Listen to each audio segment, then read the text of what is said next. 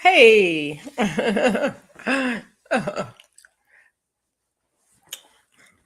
Hey, Jessica. Thanks for being here. Thanks for coming back. Appreciate it. It took me a minute. I had to take a little um, bathroom break and get more ice for my water. I am drinking. This is water, and it does have some butterfly pea flowers in it, and it has some Jamaican sorrel in it. But it's not steeped. I didn't steep it or anything like that. I just put the just dropped them in the water. Hey, Bayou Sugar, and we're back. Thanks for coming back. I appreciate it. Um, oops. Okay, so that's what your problem is. All right. Um, there's a thunderstorm passing through, so Bella's a little bit um anxious. She gets anxious in the storms. But come up here and sit down. Come on, come on. Okay, maybe not. Hey, Mike. Thanks for coming back. Appreciate it. It doesn't have a lot of flavor. The Jamaican sorrel has a light flavor, but it doesn't have a lot of flavor to it. It's just more color than anything. But it's not plain water. And the butterfly pea it's actually it's the blue ones or the purple one. It turns blue, and so yeah. Anyway, that's all it is. To me, the butterfly pea doesn't have a lot of flavor to it. It might have a slight, very slight flavor, but not a lot of flavor to it at all. So I usually mix it with something else. Um, but I don't even know what it's supposed to be good for. I have to look it back up. I don't really taste it. Bayou sugar. It might have a flavor if I were to steep it, and I'm gonna have to do that. Make myself some tea with just the butterfly pea and steep it. But usually I add lemon to it because it's blue. If you brew it, it's blue, and then if you add the lemon to it, it will turn purple. And let me just tell y'all right now, it looks like a thunderstorm is passing through. I don't know.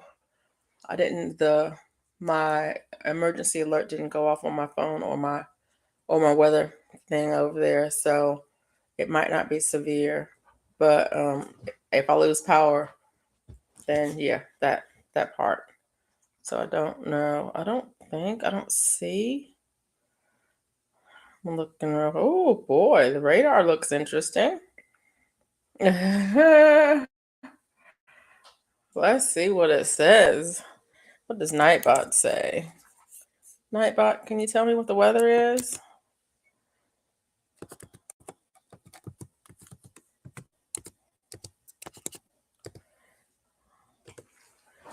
Let's see what Nightbot says the weather is. In the bushes, my wife wants a quesadilla. I don't think that's the way you spell it, Mike, but okay. Weather, temperature, wind blowing, her music. It doesn't say anything about the severe storms.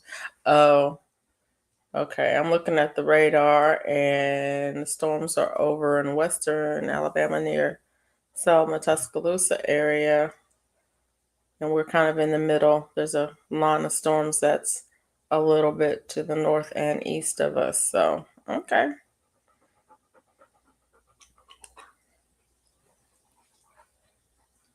Yeah. Looks like we might get something in a couple of hours.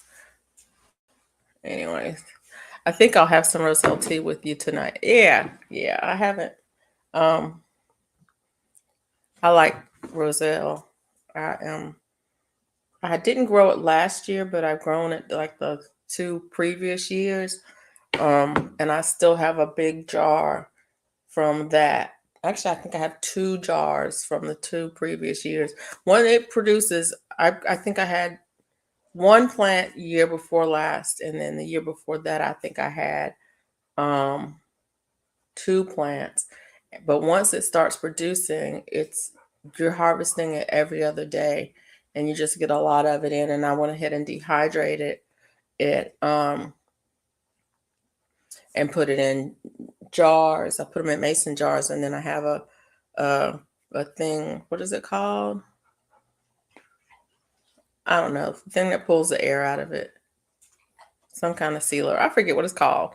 Anyways, I put them in mason jars, and so I have a couple of jars full of them. But I'm gonna grow it again this year. I need to go ahead and start my seeds for them because they take a long time to grow. But they produce, and it gets big. It gets easily 5 foot tall, and it gets wide. I'm probably only gonna have two. I'll probably plant, you know, 3 or 4 seeds. Yeah, vacuum sealer, that thing. Thank you, Jessica. The word just kind of went out of my head for a minute there. But yeah, I think I'm hoping to have 2 plants, but I'm probably gonna plant 4 seeds. Try to germinate 4 seeds and hoping for 2 plants. Um, and see what we get this year. I like growing Jamaican sorrel. It grows really nice. It's a beautiful flower. It's in the hibiscus family, also in the okra family. And so every part of the plant is edible. Um, if you want to eat them, I don't. I just make the tea from the bracts, or they're not the flowers. It's I think they're called bracts. Calyx. That's what they're called, the calyxes. But I make the tea from the calyxes. I didn't, Bayou, I didn't grow it last year. Last season, I didn't grow any at all. But the year before that, I think I planted 66. No, I planted 2 seeds and I got 1 plant the year before. And 1 plant was enough. I mean, really, 1 plant is enough for me. Um, they are big plants, and it's like they're in the okra family. You know how okra, you can harvest okra every day once it starts producing. It has the same kind of flower as that. The leaves look similar to it, and literally once they start producing, you can harvest every other day. Since I lost all of my saffron crocus to squirrels and rabbits. Oh, yeah. My crocus did not come up this year. They're not saffron crocuses, but they didn't come up this year, but they're in a not in a good place. So I'm probably gonna plant some more. Yeah, okras have lovely flowers. And the flowers on the Jamaica sorrel is similar to the okras. It's in the hibiscus family. Both of them I think are in the hibiscus family. Um I think, but they do. They have oh, it's in the mallow family. Okra, mallow or Malvaceae family. Okra, cotton, poppy mallow. Okay. Is it closely related to hibiscus, sorrel, and cacao plants? Okay. Okra is a plant with edible seed pods in the hibiscus mallow family, alongside sorrel, cotton, hibiscus, and cacao plants. There you go. Now we know. But they do. Okra have very pretty flowers on them, and then and so do the sorrel have really pretty flower. Um,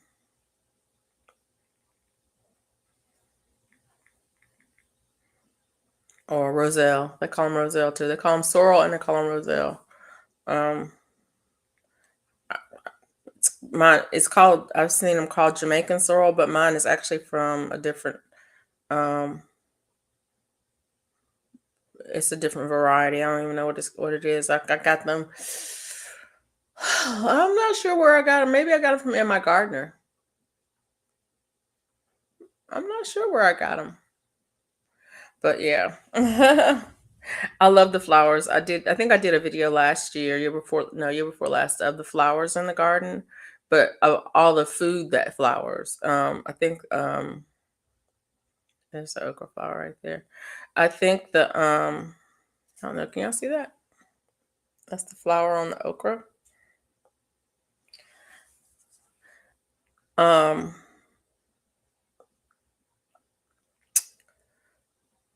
I think the some of the things in the garden just have really pretty flowers. Sweet potatoes. Sweet potatoes are beautiful. Um,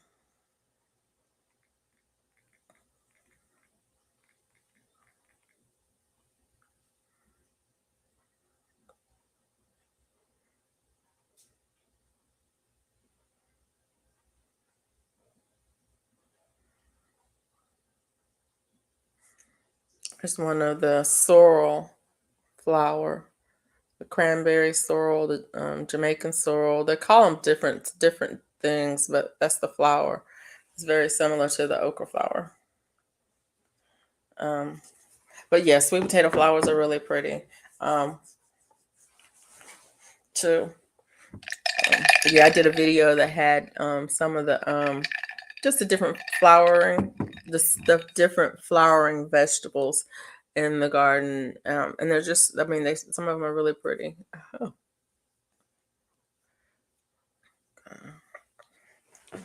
okay.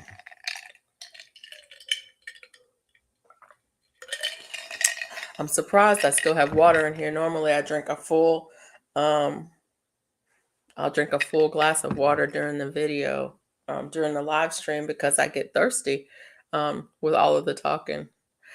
I grow purple sweet potatoes. I'm trying to remember the name. The purple sweet potatoes that you can get from Whole Foods. And actually, that's where I got mine from. I got them from Whole Foods. I rooted them and got slips off of them, and I've grown them for years. Last year I didn't get a very good crop out of them. I don't know why, but I grow the purple sweet potatoes. Uh, I used to eat them, but since I don't eat starchy vegetables anymore, that I still grow them though because Bella eats them. That's one of the foods that she really likes, and so I grow them for Bella.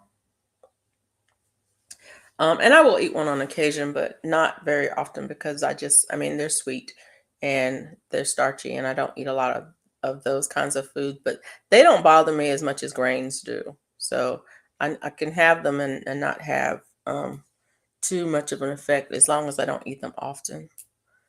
Um, but I like growing sweet potatoes because you can plant three, I can plant like three sweet potato slips and get like 10 pounds of food, which is pretty amazing to me. That's, yeah, it's a lot, but it's pretty amazing. Um, Also, if anybody wants to come up, I think I pinned the link to the top of the chat. Um, I have it on subscribers only mode for, so you have to be subscribed for like 5 minutes before you can come in, and that's just because I don't want anybody to just drop in and hit the link and try to come up, and um, you know how people some people like to just be disruptive, but I'm not worried about that because I know how to delete you. But if anybody wants to come up and chat, you're welcome to come up and chat because the link is pinned to the top of the chat. And Mona, go to sleep. Did Bella fall asleep? Yeah, I think she's just about asleep. She finally settled down. When the thunderstorms come through and when she first hears them, she gets a little bit excited. She gets anxious. She has a little bit of anxiety, but she's doing pretty good. And the storm has moved off. It's it's moved to the north and east of me, so she's settled down, and she will settle down because this is her time for sleep. Although Bella's she's getting pretty old. I think she's 13 now, 12 or 13. I can never remember exactly how old she is, and she's a big dog. She's about 60, 65 pounds. So she's getting pretty old. She does a lot of sleeping. Um, that's what she does. Don't get me wrong. When she gets outside and she wants to play, she acts like she's a puppy, but it don't last but about 5 or 10 minutes. She says, I'm not crocheting or gardening right now. I only have chit chat. I'm trying to teach myself how to knit. I can talk about chocolate. um, covered strawberries. We can talk about anything. That's the thing. I don't have themes, necessarily have themes on my live streams. I'll talk about anything people want to talk about. Um, quesadilla made. You learned how to spell it while you were gone. Oh no, actually, you spelled it right phonetically before. um, so I'm not crocheting and gardening right now. I like to knit, and that's what I should be doing is working on my socks because I'm going to finish a pair of socks this week. I put them down while I was working on the blanket because the blanket was just getting on my last nerves, taking so long, and it really didn't take that long. I need to go back in and put it in. I'm going to put it in Ravelry. Um, I think in Ravelry, that's my name in Ravelry. So if anybody wants to add me as a friend in Ravelry, you can. Um, my wife was like, "Stop teasing the Southerners."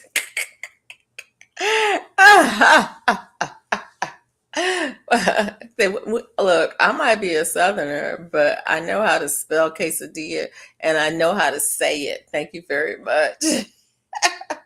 That is too funny. It's like, how do you hold your needles? For knitting, I'm continental. Yep, I'm continental. Actually, I can do both, but yeah. Here's my knitting. I'm working on these socks, and I gotta find the right one so I don't pull out the wrong one. But here you go.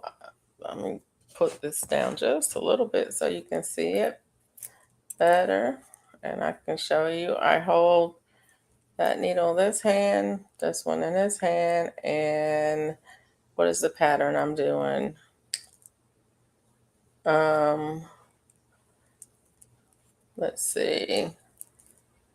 I can't see. Okay, you need to move that one out the way. If you move that one out of the way, you can see. So yeah, I knit pretty much the same way I hold my crochet. I hold my knitting, which is kind of crazy, but I do. And I'm working on a knit to purl to ribbing pattern on these socks. I've got about another 1/2 inch to go, maybe an inch to go before I start the gusset for my heel. And that's how I knit. So I know you can't really see it because you're on the back side of it, not the front side. But yeah.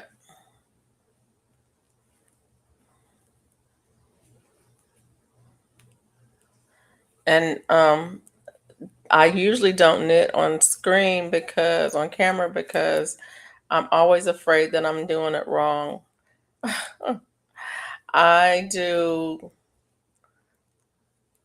a twisted knit stitch sometimes if I forget. If I haven't knitted in a while and I pick it up and start knitting, I will do a twisted knit stitch, um, which is fine. It's not a problem. It looks fine.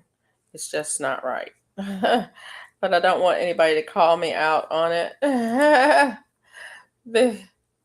So I don't usually show it. But anyway, as you can see, that's just a knit two, purl two, rib stitch on the sock. And then on the back side, it's just a knit. And I'm doing them from the toe up. And yeah. And but that's my project for this week. I'm hoping to finish them. This is the yarn I'm using. This is pretty. It's a Giannis. I think it's a Red Heart Super Saver. It fell on my cart at Walmart when I was ordering some food, some groceries.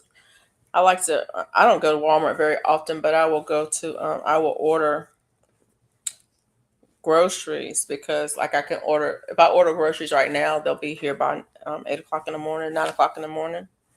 Um, they'll do the shopping and deliver them first thing in the morning, and so I like to do that. But knitting, can't get the hang of it. Um, just keep tracking, keep tracking. I mean, keep practicing. Let me see. Mike said, "I think she's Jessica said, I think my needles may be too long." What size needles? I like most of my needles are long. I have both regular straight needles and then I have cable needles that I use. And the regular ones are long, are pretty long. Um, but the and then and I have the cable ones too. So what are you making? And then I did like chopstick when I was a kid. Okay. I had my two besties over. We had crab butter and sourdough bread. Ooh, yum. Mom eventually stopped correcting me and let me do it my way. Yeah. Melissa, that's a thing. Have fun. Yeah. Knitting, can't get the hang of it. Yeah, knitting is one of those things that oh, there's the rain. Rain came. Knitting is one of those things like crochet. I learned when I was really young. And I think my brother taught me how to knit. I'm not sure, but I learned when I was really young. And so I don't necessarily know if I was doing it right back then. I just was knitting. And yeah, that.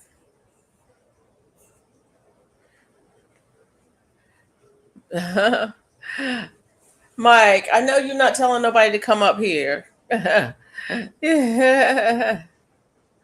I'm knitting too. I have a hat I'm trying to finish on a loom. I have a loom, a set of looms, and I have only knitted on the looms. I've only made headbands on the looms, and I'm not happy with them because because on the loom they recommend that you use 5 weight yarn or bigger, and I didn't have 5 weight, so I used 4 weight, and it's kind of you need a thicker yarn, put it that way, or smaller. I need either a thicker yarn or a smaller loom, but I still made them, and I will wear them. Bonnie says my knitting needles are long. Bonnie, Melissa said it was a blast. I'm glad you had fun. That was good. Um, learning. Well, I didn't like knitting when I was younger because crocheting was much faster and it took me a long time. I made one mitten. I'll never forget. I made one red mitten, and I never did the second one. This that whole because it took so long, um, and I just didn't like doing it. But when I went to college, a friend of mine was knitting, and she was a English style knitter, not continental, and she was the thrower, and so I learned how to knit like that. And what I found is that knitting that way made me a faster knitter. So when I went back to continental, I was a much faster knitter, continental style, and I could make stuff. And so now I make stuff. Oh, Bella woke up. I make stuff all the time. Sit down, sit down, sit down. Um, but yeah, with knitting, there she is. She's settling down. um, Rustic Cottage Dishcloth Collection on Ravelry. Long raindrop fall. I need to write that down. I'll have to come back and look at it later. Yeah. I can't come up, Mike. My kids are on break, so there's too much background noise. um,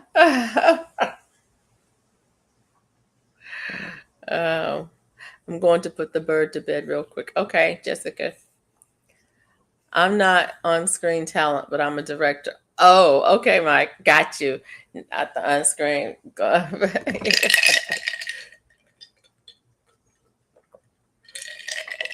Well, Mike, if you ever want to come online on screen and come up on a live and be in the background, let me know and I will send you the link ahead of time so you don't have to be on screen. All you have to do is show me your face in the background, and then you can put up an avatar if you want to come on live. Okay, I'm just telling you, if you ever want to, you are welcome. um, I would make socks if I could knit. Someone pointed to me that knitting takes a lot less yarn than crocheting, which is very interesting. Yeah, I've heard that it takes less yarn. The funny thing is I've never made anything I've never made anything the same. Well, I'm trying to think. I've made hats. I've knitted hats before, and I've knitted like mitts, hand warmers, like these hand warmers here, right here. I knitted these. Why does it have a thing? Oh, I was counting stitches. I was like, why does it have a stitch marker on it? Knitted these hand warmers, and I've crocheted hand warmers. I have another one, a crochet one over here, which is almost the exact same. They're almost the exact same. One's crocheted, one's knitted. Um, and I never thought about which one took the most yarn on it, but it is what it is. It is what it is. And I did find it interesting. And so what I want to do is I want to make something bigger.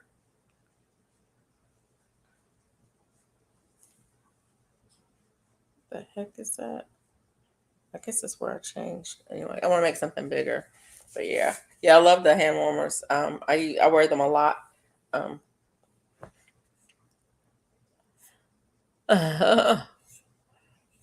Jessica says, I'm back. Nice. Um, I like knitting. The thing I like about knitting that with fitted things like these hand warmers, for example, they stretch to get on your hand, but they're now these are old and I've worn them a lot. I mean, I used to wear these all the time when I work because anyways, I just did, and but they don't fit snug. Now I could have made them smaller. But what happens is with crochet items, a lot of times once you wear them and wash them, they stretch out. And with knit things, they like this, it fits, it's a snug fit. And it won't stretch out over time. Bayou says, I'm having trouble crocheting. I can make a chain, but I have trouble finding stitches when trying to follow a pattern. I think I need a stronger glasses or I'm using the wrong yarn. You might try a different color yarn or a different kind of yarn. Some yarns are harder to see and some colors are harder to see the stitches. For example, let me look at this turtle. If you look at this turtle, you you can easily see, let me get it the right way. You can easily see the chains and the V's on that yarn. Okay. See how easy it is to see it? But if you look at this one, they're not as prominent.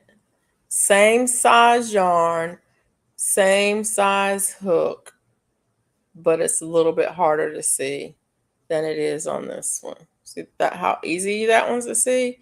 This one is there. You can still see it, but it's not as easy. So if you're having trouble seeing it and you're learning, try a different yarn. Just try a different yarn because it may be the yarn that you're working on. Some yarns, the stitch patterns are really distinct. Like you can see this one, and you can actually see that I started out in a circle, but then I went like it kind of went spiral. I didn't stop the circle. I didn't do each row separate, right? You can see it plainly on that. On other things, you can't see that. It just, like I said, it just depends on. I'm trying to see if I have another project handy. I don't, but it just depends on the yarn. Some yarns show up the stitches differently. I'm trying to see what this one looks like. This is an orange. And you see this orange, this yarn is a little fuzzy, and it's a little bit difficult to see the stitches. You can see them, but it's a little bit difficult to see them. This is just a bag. What is it? Water bottle. It's a water bottle holder. Goes across crossbody or on your shoulder. But anyway, and then look at this black. I don't care how hard, I mean, how close. Can you see it? Can you see the stitches at all? It's hard to see. It's just, black is just impossible. Yeah, black is just impossible. If you're trying to learn on black, don't do it. You cannot, right? And so, and then the other thing is, depending on, okay, and let me just show you this one more. This is just stuff that I have right handy next to me.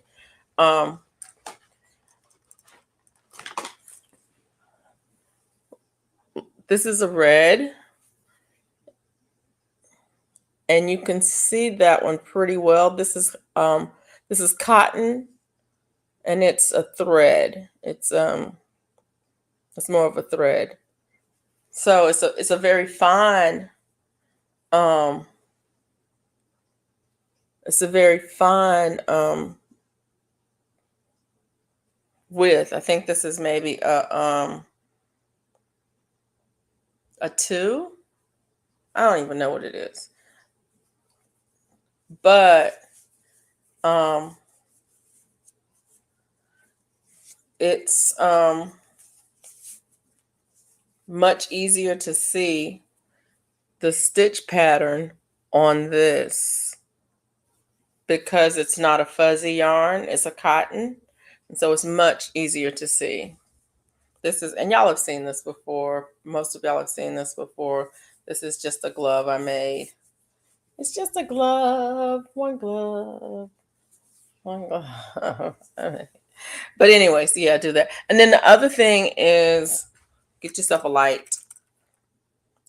This light is amazing. This was gifted to me, but it's amazing.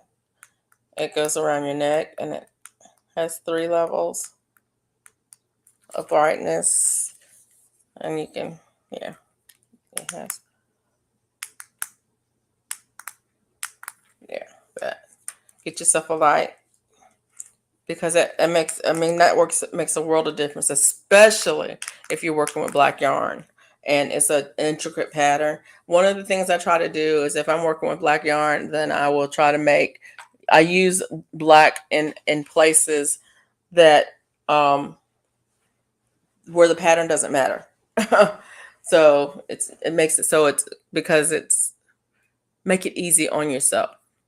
If you're using a yarn that you have to really see the stitches in order to be able to do the stitches and to do it right, black is not your friend.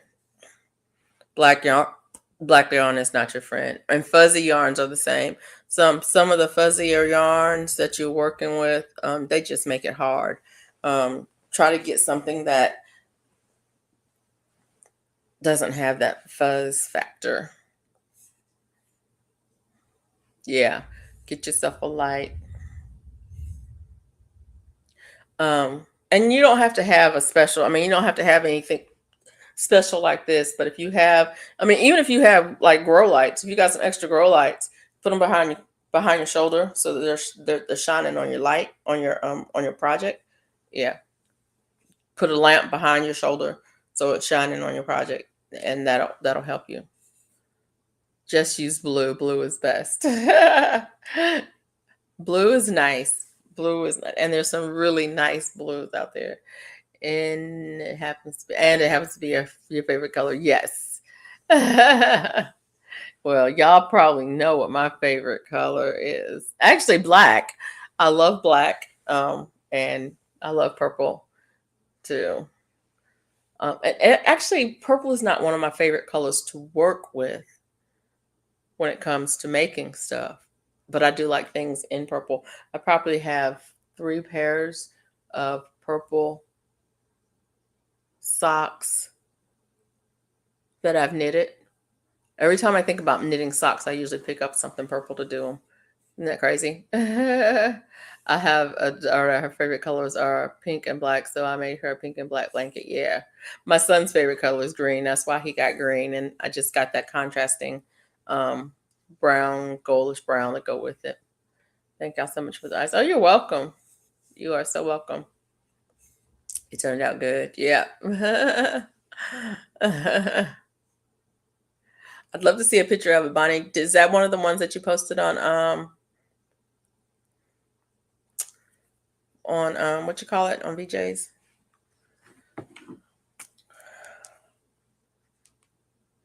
I'm just impressed with all of you blanket makers, because um I have struggled, absolutely struggled with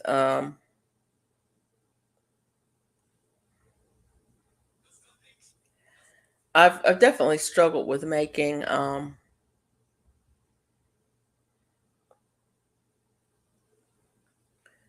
this blanket. This blanket. I'm sorry. My brain is I was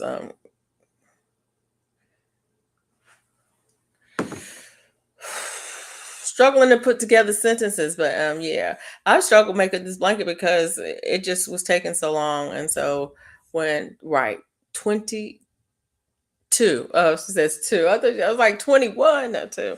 Oh my gosh.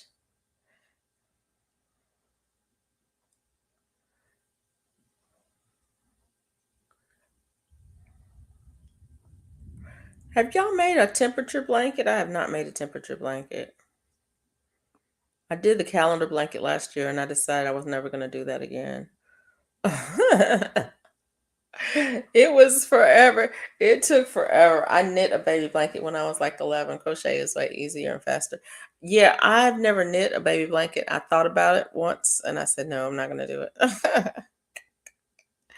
I did work on a baby blanket that a friend of mine was doing, but I didn't. It was a knit blanket, and it was funny. It was kind of funny because um, it was one of those. It was a anything. It was a anything blanket where any stitch, anything you could do. And so she would work on it, and I would work on it. She would work on it, and we started off doing kind of making it kind of even. And then it was like, well, I was doing that, but now I'm doing this, and it kind of got out of hand. It did get finished. I have to admit, it did get finished, but yeah. Um, I decided after that I really didn't want to do a, um, a baby blanket. If I could find a picture,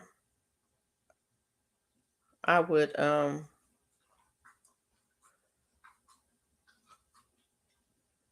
What am I looking for, and why don't I see it? Okay.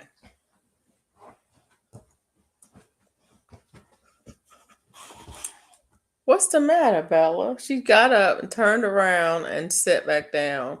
Oh, it's 14 pictures down. Okay. Uh-huh.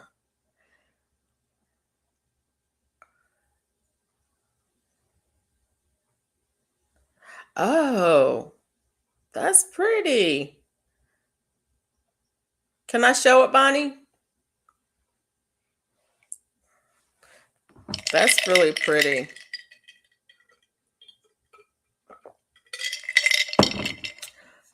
It's 14 pictures down.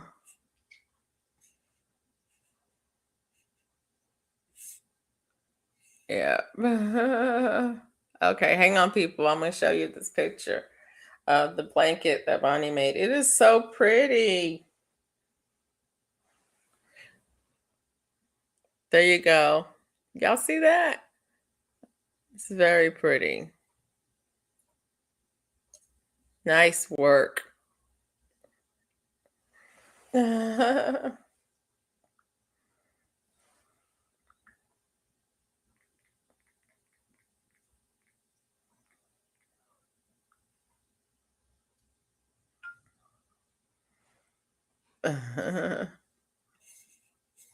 It is pretty.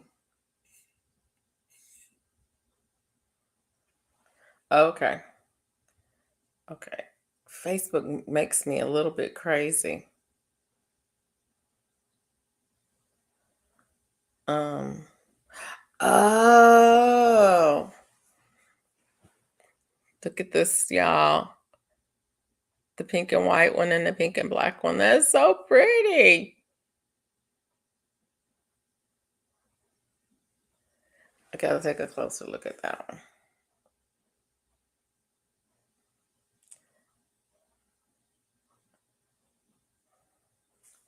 I'm gonna zoom in on it a little bit so y'all can see.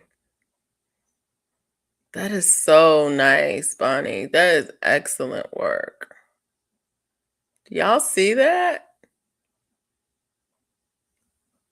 It's so pretty.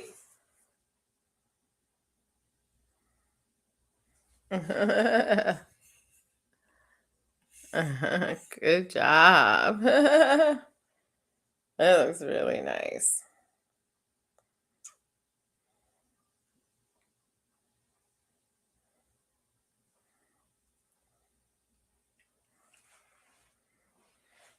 I need to take some pictures of some of my stuff. That's another thing that I'm not good at doing is taking pictures.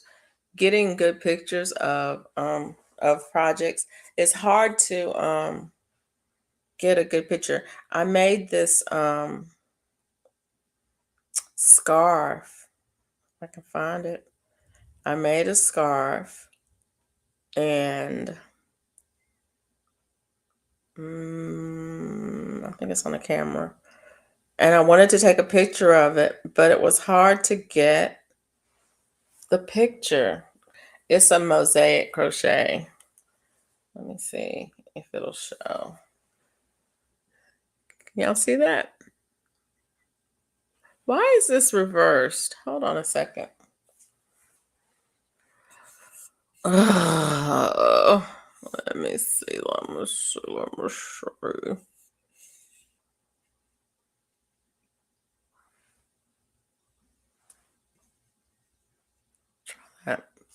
Let me see. Y'all see that?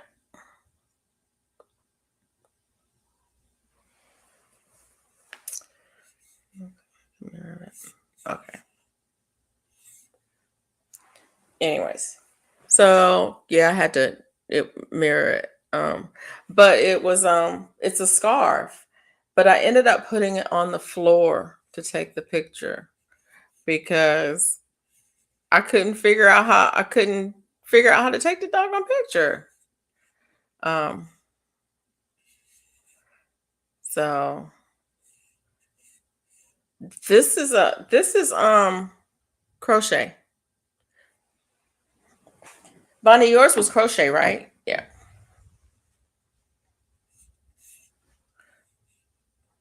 Melissa P, what are you asking? What stitch is that, Bonnie?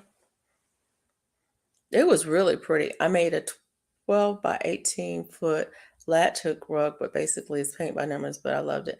Yeah, I did a scarecrow. I had a when I was a kid, I did a latch hook scarecrow in a field of corn. It was like one of my favorite things to do. Um, double, double crochet, double, what? Yeah, and single, double and single.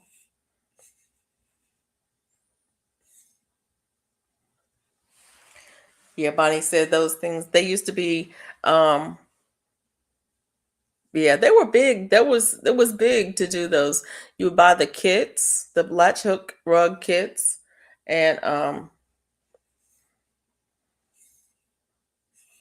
I um I enjoyed doing those back in the day. Thanks, Bayou. Yeah. Okay. Not reversed to us. Yeah, it looked right. Yeah, what happened is I have my I have my camera mirrored so that when I see it, like my right is on my right and my left is on my left. So if I say in the right or to the left, I can point to the right direction and it's really there. But what happens is with anything that's letters, sometimes it doesn't show up the right way. Um, so I don't know. It's hard for me to tell. And so I went back and I mirrored it. I unmirrored it and mirrored it so you could see. So anyway, but yeah, that was a it looks good, but that's the wrong team. The only reason I made that one made it for the Steelers is because those are the color yarns I had. I had that yarn. I didn't go out and buy any yarn for it. I already had the yarn here, and I wanted to do the mosaic crochet. I got the mosaic letters um off of Ravelry. Anybody's interested, there is I'm looking in my notebook and I don't see it right here, but there are letters for mosaic crochet um, on available for free on Ravelry, and I got the letters. Where are they? Oh, here they are. The mosaic alphabet squares. Can y'all read this? I don't know if you can read it or not. See, to me, it looks reversed. Is it reversed to you or is it right? Y'all have to tell me. But anyway, the mosaic alphabet squares, and it's designed by whoever that design person is, LU, whatever her name is. It's available on Ravelry, Luna Holmes, and so I had the letters that I needed to make that. Um, hey GT, and so I wanted to try it, the mosaic, and it came out really nice. I believe they do still sell the latch hook kits, Bonnie. Um, I think they do still sell those latch hook rug kits.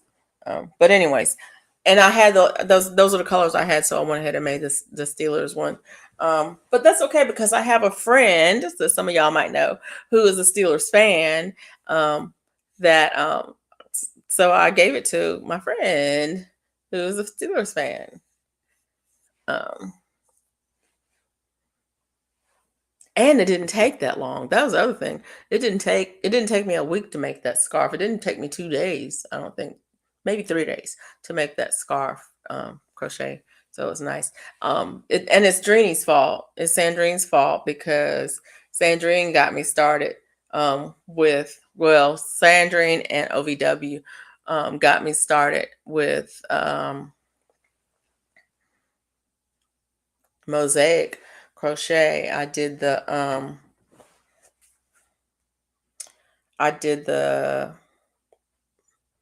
who was it? OVW did the star.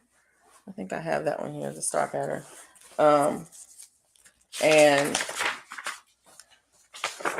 I did that with her. She did a video showing how to do it online, and I did that. And once I did that, I was like, oh, I like that here, the star. I did that. Once I did that, I decided that, well, maybe I can do something with letters. And then Sandrine did the big Alabama blanket, which was really cool for herself. And then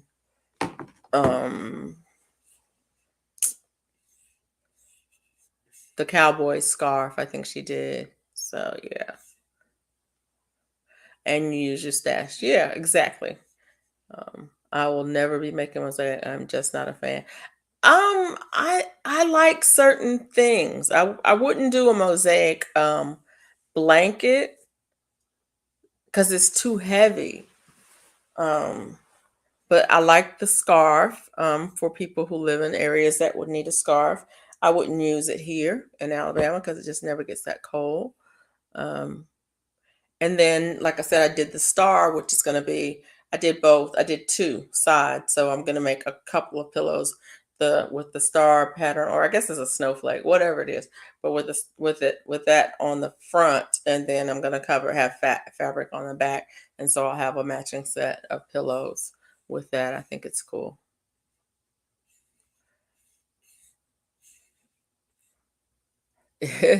So Mike said it would take me 3 years and it will be wonky. If you know how to crochet, it won't take you that long because it's not that difficult at all. Um, it's just not that difficult. The thing that I don't like about it, uh, and it's the same thing I didn't like about the calendar blanket, is you do one row and you cut your yarn, and then you do the next row and you cut your yarn. So every row you cut your yarn. I don't like cutting my yarn. I like going back and forth. But you do it all in the same direction. And that part I didn't like about it. And that's the same thing that I didn't like about when I did the calendar blanket, because the one that used to be on the back of the chair, you would do one row and then you would change colors. And then you would start the beginning of the next row.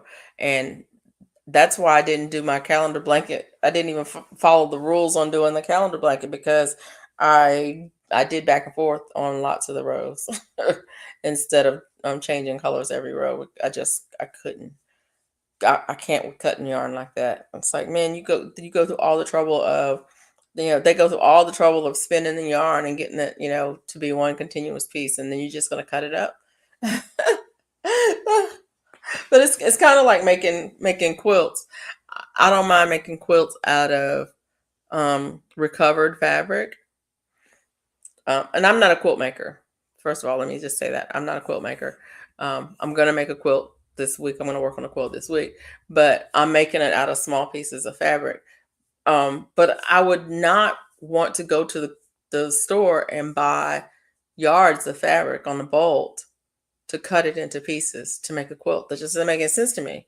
Why would I take I mean, it makes sense for designing stuff to make things beautiful, but why would I cut something to sew it back together when it was already solid to begin with? That's anyways, I don't know. That's my brain working and saying, yeah, we probably not gonna do this. And that's how it is with making a quilt. I don't have a problem making a quilt out of clothes, out of old clothes that I'm not going to use, of things that are out, that have been outgrown and their usefulness. They're no longer useful in the form that they're in. Sure, I'll take it, I'll cut it up, and I'll make it into something else. I have no problem with that. But I'm not going to go to the store and buy a bolt of denim to make a quilt out of, and then cut it up to so to make that. So, but that's because, probably part of that is because when I grew up, people made quilts. We made quilts. They were rag quilts. They were quilts that were made out of things that had no longer served, um, in the form that it was. It was a form of recycling and reusing. It was not. If you had a bolt of fabric, you made a dress out of it, or you made pants out of it, or you made a piece of clothing out of it, or something like that. But you didn't just cut it up into strips to make a quilt.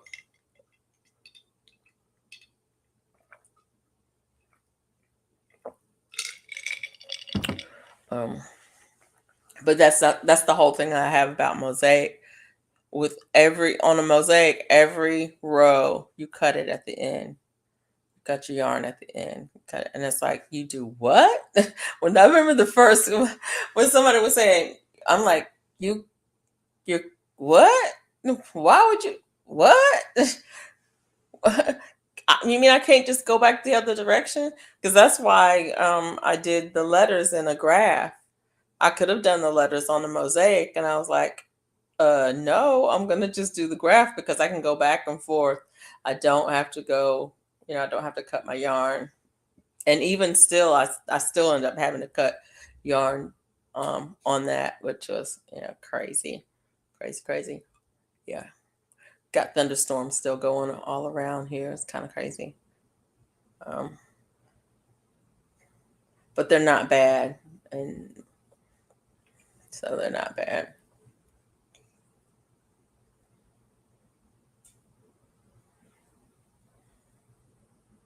I had a question, Mike. I think I asked you before. Did I ask you? Do you have I don't remember if I asked you or not. And if I did ask you, I don't remember what you said. Do you have a distiller? You use distilled water in your hydroponics, right? Do you have a distiller? And if you do, which one do you have? I think I went to your channel to look and see if you did a review on a distiller. No, I want one. I've been looking at. There was a comment earlier in the live that was the co-stream with Mona, and somebody was talking about. I think it was Six Bows was talking about all of the plastics in our food. There's been a couple of articles about the plastics in bottled water, and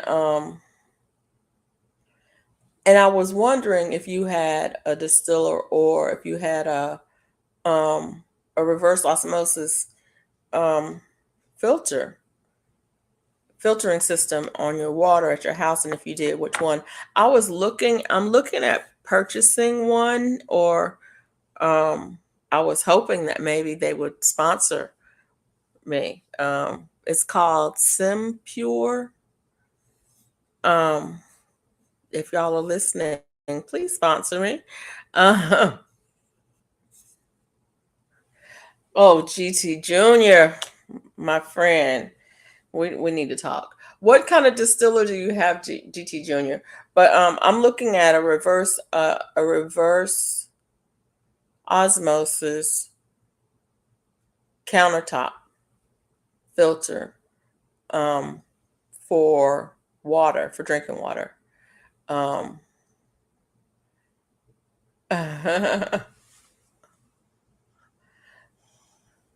um, I just use filtered tap water. Um, Now I do have the filters for my hose. Um, I bought those off of Amazon when I found them on the deal, so I have those. I haven't put them on yet because I just got them this past summer. I haven't put them on yet, but I'm not going to put them on until spring. But what distiller do you have, GT Junior?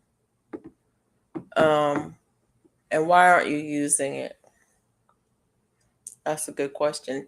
I was thinking about getting a distiller versus Dorset. Oh, holler at your girl from here. Hey, Cece.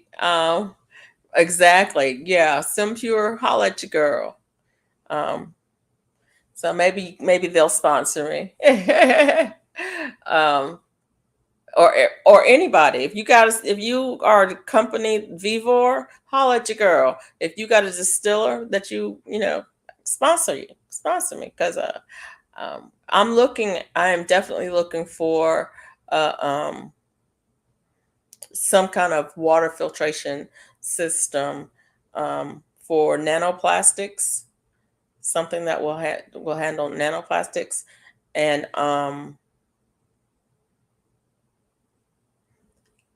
just for taste. I do have like a Brita pitcher that I use for all of my cooking.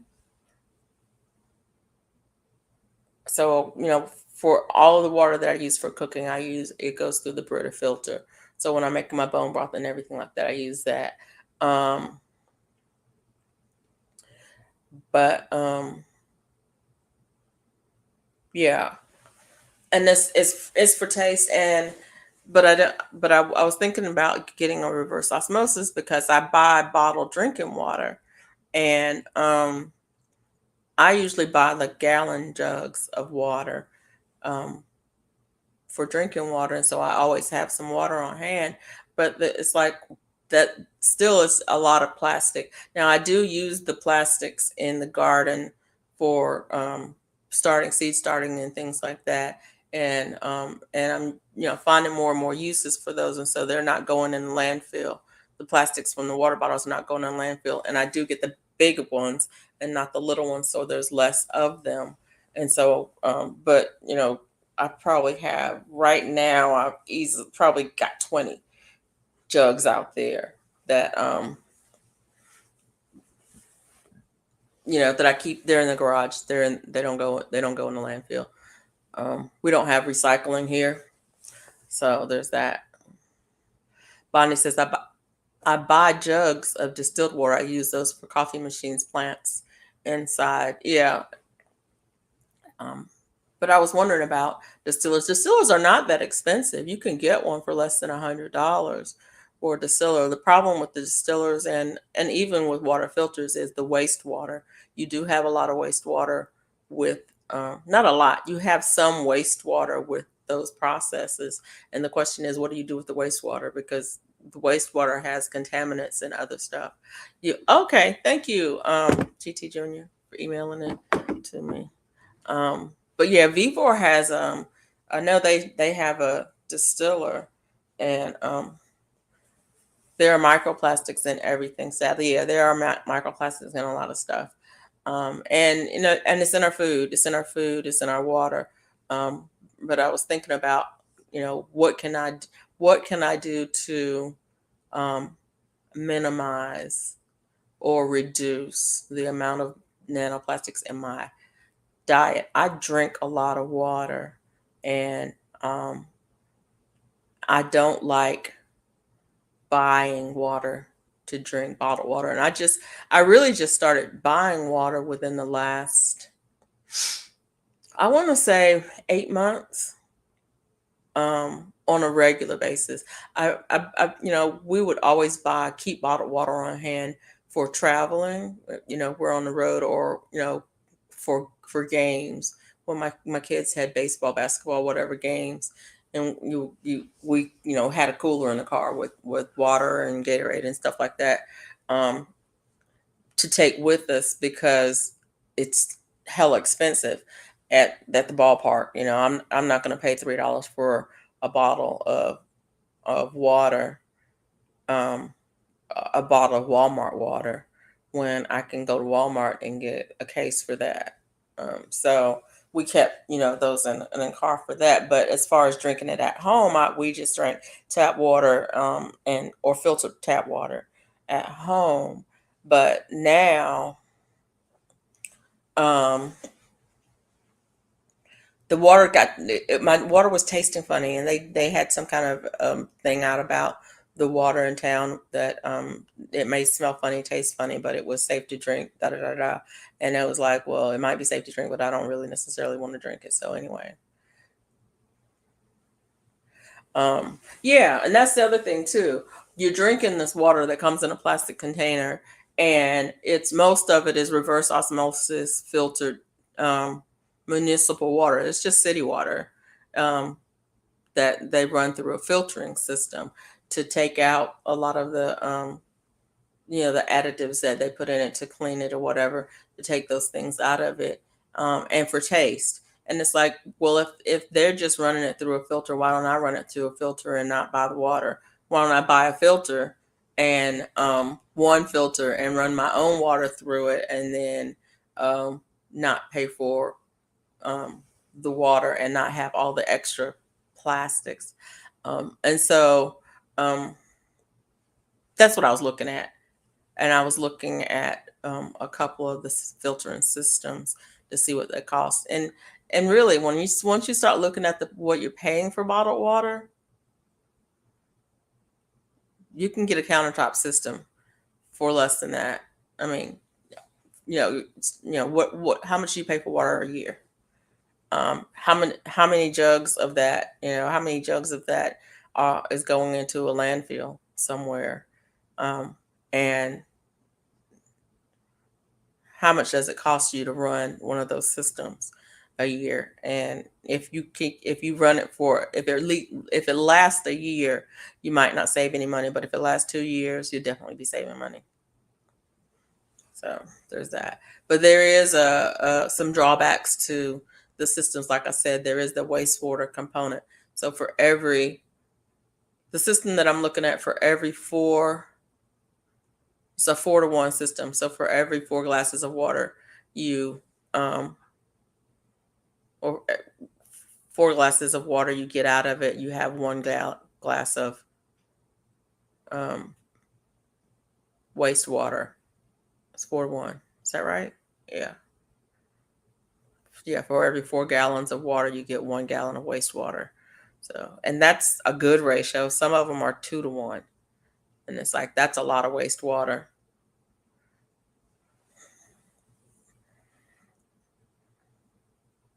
And what do you do with the wastewater? Do you put the wastewater, do you dispose of the wastewater and it goes back into the system? Or, is the wastewater useful in, in any way? Is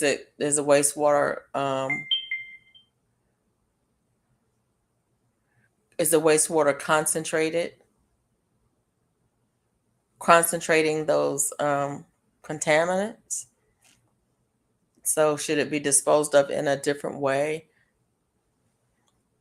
Yeah, those are just questions that I have about it. I don't know. I don't know. But yeah, I went to glass plates, metal cups, got lazy, went back to plastic. And went back to plastic water. So yeah, exactly. GT said it's not available anymore. Um, I mean, I use paper plates. Um, some I don't use a lot of paper plates, but I do use paper plates. And then with my paper plates, though, they end up in my compost.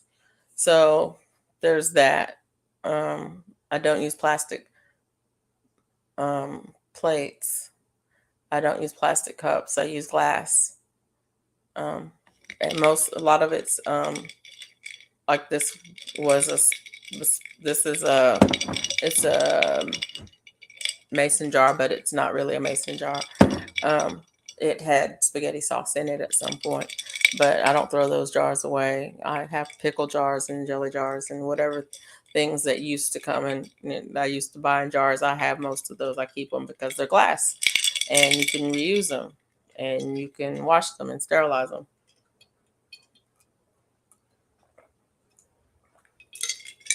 So I don't throw away glass. Um, I don't know if that's the problem with the wastewater though, Mike. I don't know if the wastewater is a concentrated um I mean, is it something that would kill your plants?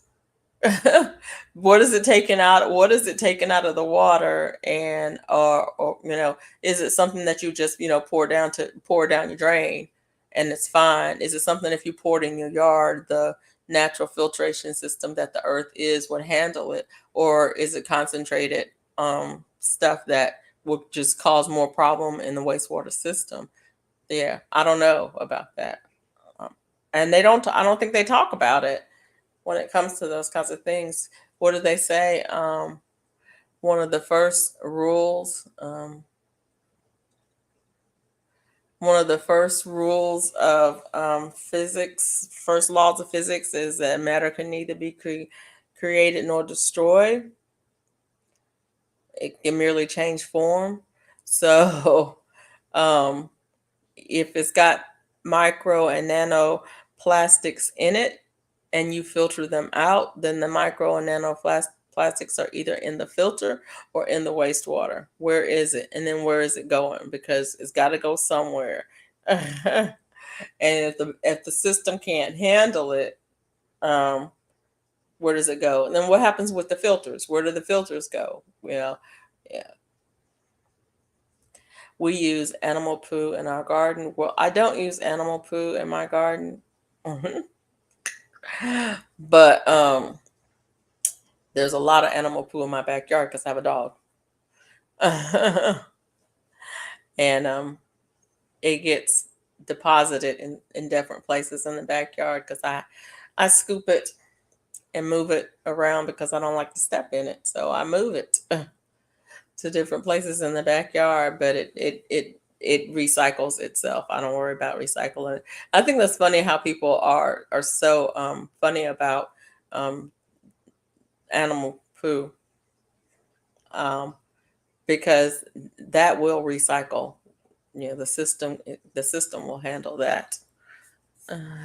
I'd water flowers or return it to the garden. Yeah. Right. That's right. The stuff that the city is giving you to drink, so give it back. Exactly. I agree, Mike. Thank you. We've solved that. We have solved that problem. We for the entire world. The city gave it. The city can get it back. We give it right back to you. Thank you very much. You gave me this to drink. I'm not drinking it. I'm giving it back to you. So now I know what to do with it. That's funny. Yeah. Yeah, I don't know. Like I said, I've looked at some of the systems and I'm thinking about getting it. The other thing about the water situation is there is a natural spring within 20 miles of where I live that I could go and get water from. And I don't know why I have not done that. In all the years that I've lived here, I've never gone to get water from that spring. I've had water from that spring, but I've never, gone to get it. And you can go. I mean, it's available for the public. You can go, you take your containers and fill them up, and have natural spring water. Um, and I don't know why I don't do that, except I'm lazy. Um,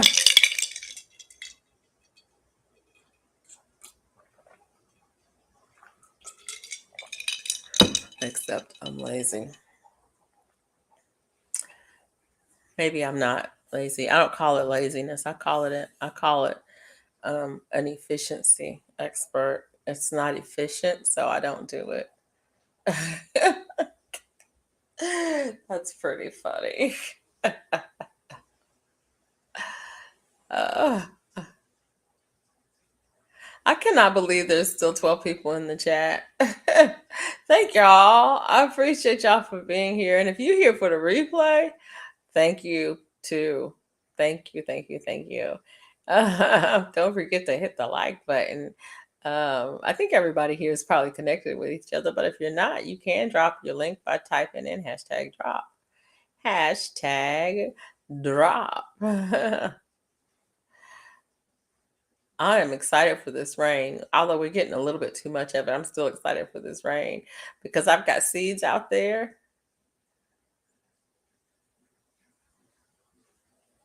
Wow. There was a natural spring and it was public. Wow. And then they sold it and now a company sells it. So now you can't get the water. Natural spring. That's pretty bad. Well, that being the case, I might need to check and even see if that spring is still available for water. I do know that there's the health food store. There's one health food store here in town that sells water from that spring. Um, there's at least one that that sells water from the spring. So I don't know that there used to be another place in town that had water, but I think it was a filtering system that they use to sell water from. So I don't know about that. Um, and it's interesting because um I used to think about getting a water service where they delivered, the big jugs of water and stuff. I thought about that years ago, getting a water service. And the funny thing is our water's not bad. My water is not bad here. My tap water doesn't taste bad. Normally, it doesn't taste bad. There was, like I said, there was a time where I went through and it's like this just kind of tastes funny to me, and so I didn't want to drink it anymore. And so I started buying some bottled water, but normal on a day to day basis, it doesn't taste bad. And it's usually like during this time of year when we have lots of rain and lots of water, lots of rainfall, it doesn't taste bad in the summertime when we get in drought situations, and sometimes it can get a little weird. But Bayou says I'm still up making almond butter again because I messed up the first batch. Almond butter. I don't do almonds, but I love almonds, but I've never made almond butter before. I've had almond butter. Uh, it's so funny. My youngest son is allergic to nuts, and so we didn't keep nuts in the house just to prevent cross contamination. We didn't keep nuts in the house. And then once he left to go to school, I started buying nuts more often. And then now, um, hey Mima Paula, but now I don't eat nuts again. And it's like, well, back around. I'm from Brisbane, Australia, and I was lucky enough to grow up on a farm where our water came from a spring. When others had drought, that spring never stopped giving water. Yeah, I grew up on the coast, and we had shallow well water because it was available. The water table was available, and then there was a mining company came in, and they lowered the water table because they were pumping so much water out, and so then we went to deep well water. Well, and then we did have some artesian wells in the which were our natural springs, with some artesian wells in the area. The artesian wells never went dry. Some of them were capped and pumps were put on them. And the water was good to us, but not good to other people because where we're from near the coast, it had a sulfur content. And so it had to smell to it to other people, but it didn't have any smell to us because we were used to it. Um, but yeah, it says GT says it's time for bed. All right, then, GT. Thanks for being here. Have a good one. We'll see you in the streets. GT Jr. out. My wife became allergic to tree nuts in her mid 40s. Yeah.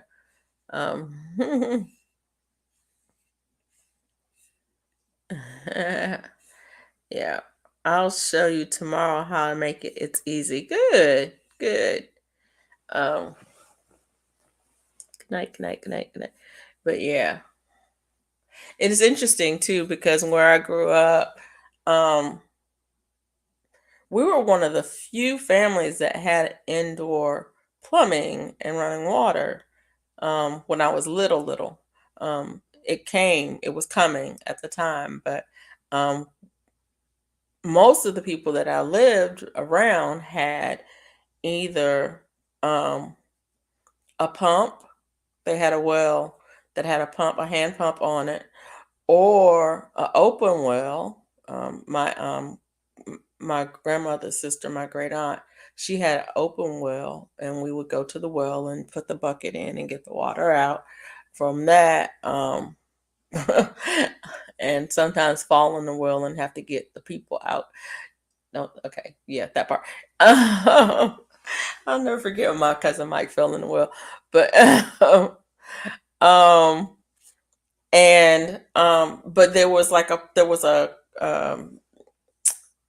a farm place across the street where they had the artesian well that they had capped, and you could go and get water there. And so a couple of our neighbors, they didn't have a well at their house, but they would go and get water there. And so going to get water was a thing that we did all the time. It was just part of it was part of growing up in the neighborhood.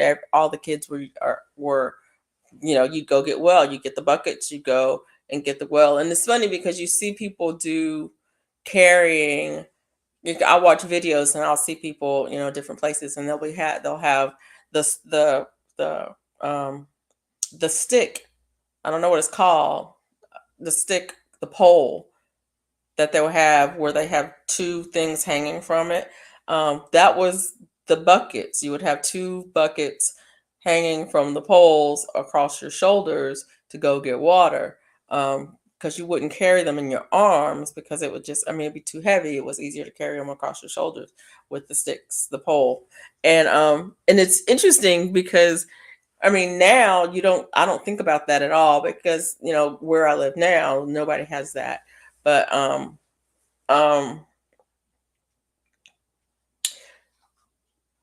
but back then, going to get water was something we did. And so, like, if I was at my friend's house, across the street, and we were playing, and it was like, oh, y'all need to go get some water. We go get the buckets, and we go and get the water. You either go to the well and get the water, or you go to the pump and get the water, or you go down the street to the place and you would, fill up the buckets with the water or the whatever, and get that.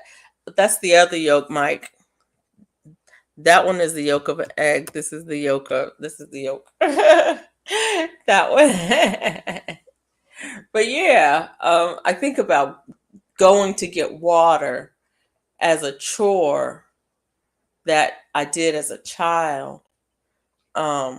And now when I think of going to get water, it's like, why would I go get water when I just have water in the house on the tap? It doesn't make any sense for me to drive all the way, 20 miles to go and get water. And it's like, well, back in the day, people went to get water. You didn't have it in your house. It may not have been 20 miles. You might have just, across the yard to to auntie's well, but you went to get water at the well. Or, it might have just been, over the way to the pump at so-and-so's house, but you go and get it at the pump at so-and-so's house. And like my aunt that lived next door, she would come and get water from we had an outdoor spigot, and she would get her water from the outdoor spigot because she didn't have water in her house, and she didn't have a well at her house. In fact, the pump, the spigot was probably hers because I think my dad bought the land from her. So that was probably where her well was, on that piece of land. And he put the spigot on it. When we put the pump in, it put the spigot out there. So yeah, that thing. But anyways, long story short, going to get water was something that people used to do all the time. And now we think of it as something strange. Paula says we carried water to animals as children. Right. Well, those chores that we did as children, that's why we have gyms now. It's like we have gyms now because we don't do those kinds of chores anymore. Yeah.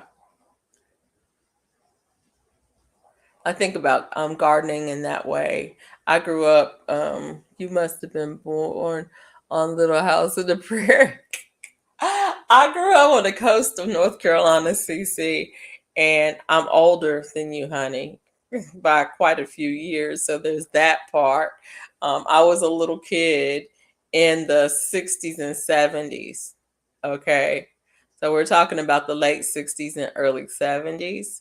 And in the late 60s and early 70s, there was a lot of people who didn't have running water or electricity. At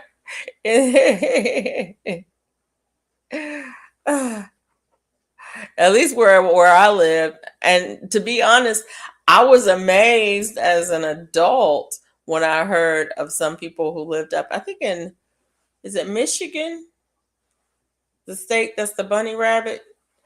Michigan and Minnesota, that some of the people there didn't have electricity and running water. And I was like, but that was years ago. I'm in my 30s and I'm going, but that was years ago. Surely they've got it now. And they're like, no, they don't. And I was like, what? Wait, what? People still using outhouses? Yeah. Like, okay, all right. But yeah, those are things. And like I was saying about gardening, I grew up, everybody had a garden. Everybody had a garden. I don't know anybody who didn't have a garden. Growing up, every household had a garden. Every household had a garden. And now people don't have gardens. It's like, people have never gardened before, have never grown anything before. And it's like, wait, what? Like, even my sister doesn't have a garden. She doesn't grow anything. And I'm like, but why? But why?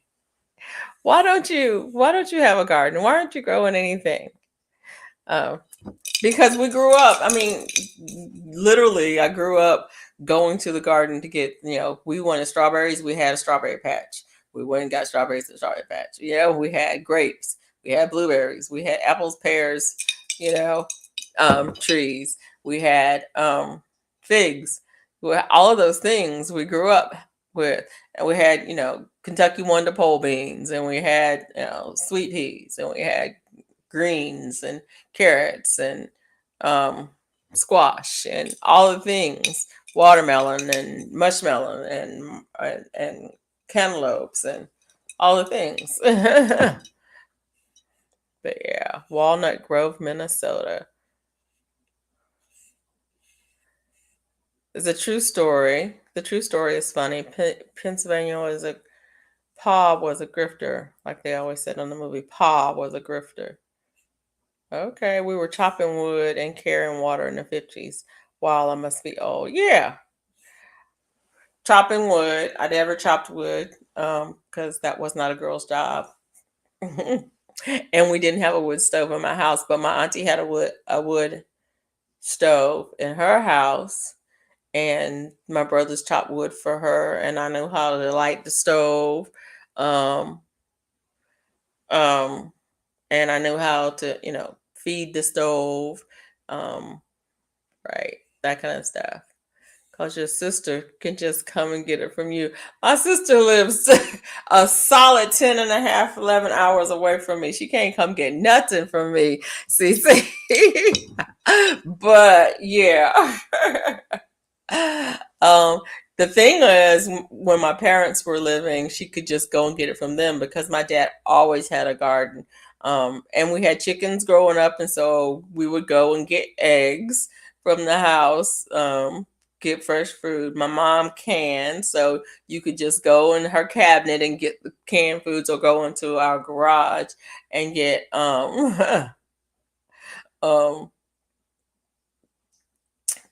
she had canned stuff stored out there. And so you could get stuff. We had a deep freezer. It was full of fish. And my dad would get a half a cow or a pig, and he would have that process, and deer. So you could get, you right. You could just go to mama's house and get the stuff. You didn't have to grow it yourself.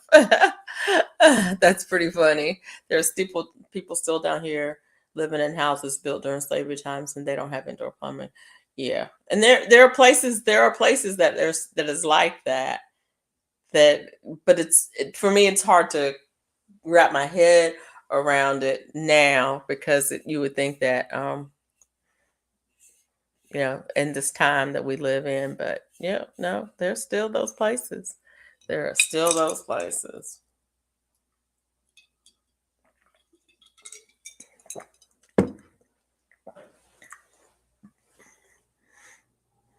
About, that don't have indoor plumbing. And it's funny because it's not funny. I think it's interesting. My children don't have a clue on how to function. They would not have a clue on how to function without, electricity, running water, um, indoor plumbing. They would not. They would just not be able to function without that. And yet, one generation, and we've lost that skill set. one generation. And it is a skill set because um, if we have a disruption in services, there's a the population wouldn't know what to do. There's so many of the population that just would not know what to do. And that's the thing you start thinking about. A lot of the things that the prepping community talk about, I don't have to think about um, how to do that or learn how to do that because as a child, as a young person, um, that was our norm. We did that anyway. And so, but my children don't have a clue about those things because they've never experienced it. And even, even when we go, to the home place or whatever, now most of those places have been upgraded to the point that they still don't have those, they don't, they don't need that skill set anymore. Um, but if there was a disruption in service, if the power went out for a week, um, there are some people who will be in bad shape. That just would really, really be in bad shape, and it's something to think about. Paula was saying, "I don't miss the outdoor bathroom as the snakes love to go in there on hot days." Oh, goodness gracious! Um, I didn't think about it when they were younger, but now that they're older, we talk about those things. And CC, now that we're older, um, now that they're older, we talk about those things, and they don't see the value in it because I mean they're in their 20s. Nothing bad's going to happen. You know how kids are how you are in your 20s. You don't have nothing bad is ever going to happen. That's what they think. Everything is great and the world is wonderful and it's always going to get better and better, and so they don't think about it. But we do talk about it, and so now they do at least have an idea about it, and they think about it, and when they've had experiences. My brother's at the University of Alabama over in Tuscaloosa, and Tuscaloosa had a really bad tornado a few years ago where several where people died and buildings were flattened and the university was hit and neighborhoods were hit and things like that. And so they are definitely aware that, something can happen and you need to be prepared. And so we think about some of those things.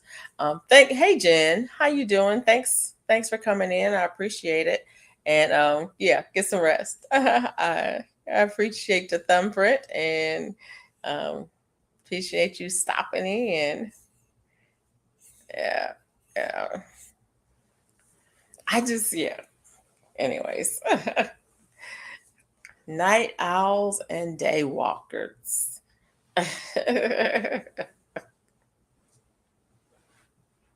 Oh, yeah. I need to do a better job with my children.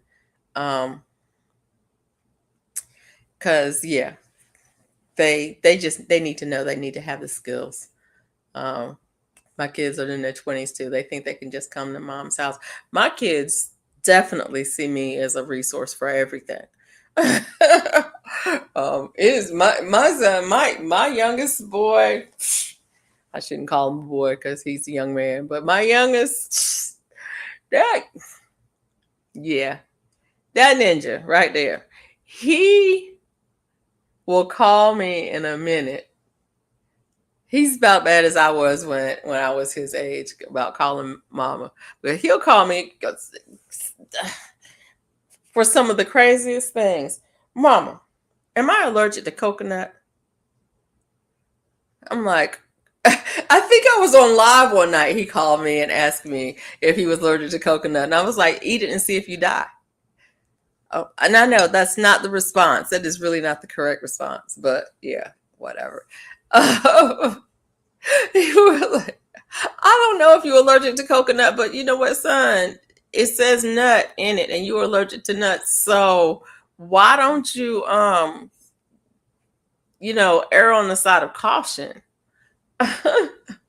You ain't missing nothing by not eating or not messing with coconut. It's like, Mom, can I use coconut oil? I don't know if you can use coconut oil. So try it and see if you die or not. You got your EpiPen. Because I'm just saying, Mom, do I like lemonade? Right. He'll call me. That boy will call me about anything. I love it. And I love it. Don't get me wrong. I love it because I am not worried about that boy at all. And I'm still calling him boy. I'm not worried about that young man. I am not worried about him at all because he will ask the question. Yes, he will. He's like, And not only that, how do you know?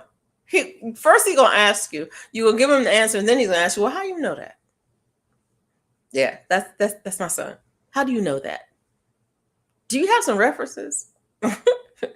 He's gonna ask that part too.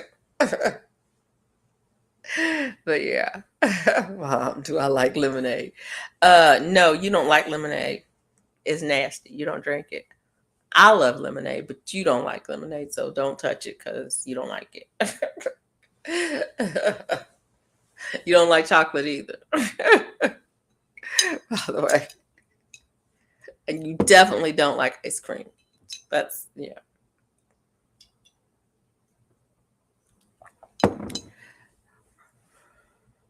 My daughter thought she had to make an appointment to go to the ER.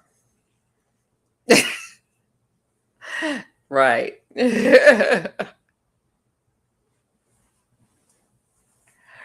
If you make an appointment, it's not an emergency. If you can make an appointment, it's not an emergency. Right?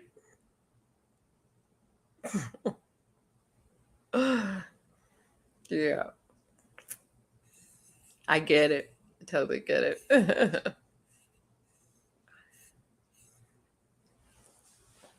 I was trying to think of one of the things.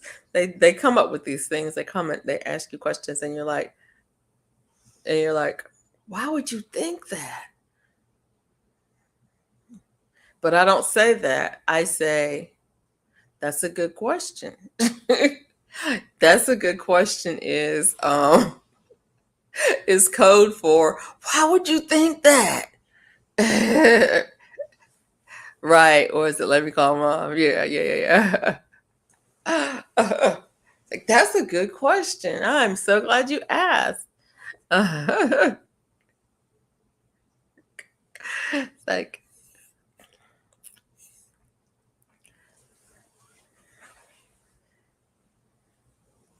yeah. Let me call Mom. Let me call Mom. Yeah, and if they don't call, I'm calling them. Definitely. I'll sometimes I'll send my son a text. Both of them, actually. I'll send both of them a text, and I'll go, take a selfie. Send me a selfie. And they're like, but I'll get a picture. And it's like, I just need to see your face. Just so send me a selfie. I just need to see your face. Come on. At least I don't have to go to the doctor with them anymore. Get to have me on the phone. Yeah. It's been a minute since I've had to go to the doctor with them. But oh my God, some of those were I remember going to the doctor with one of my sons. He was a teenager, and still going to the pediatrician because we didn't stop that until they were older. And the pediatrician was like, we need to I need to ask you some questions. Do you want your mom to stay in here, or would you like for her to step out? These are kind of personal. And he was like, oh, she can stay. And I was like, I don't want to know. But no. It was like, oh, she can stay. They were like, I'm not talking to you without my mama here. And I'm like, you are big old half-grown man. You can talk to the doctor. Yeah. I hope our boys will be like that when they get grown. Yeah. Just actually, Bayou, I didn't do anything special with my boys other than be in their life all the time. I mean, anything that they were doing, I was there. I was just there. And And whenever we needed to talk about something, we just talked about it. There was no subject that we didn't talk about, and we talked frank about it. Let's look it up. Let's see what the facts are. Let's get our ducks in a row. And that I was quick to say, I don't know. Let's check it out and let's see. Let's look it up. Let's see. I don't know. So I mean, there was nothing special about it. It was just um, being there, just being there, and so now they're used to me being there. That's just part of it. And so whatever they're doing, um, what did Mike say? It's funny to me. My peers were out at 16, 18. Either you got a job, trade school, college, or army. Right, right, right. And I mean, that was my life too.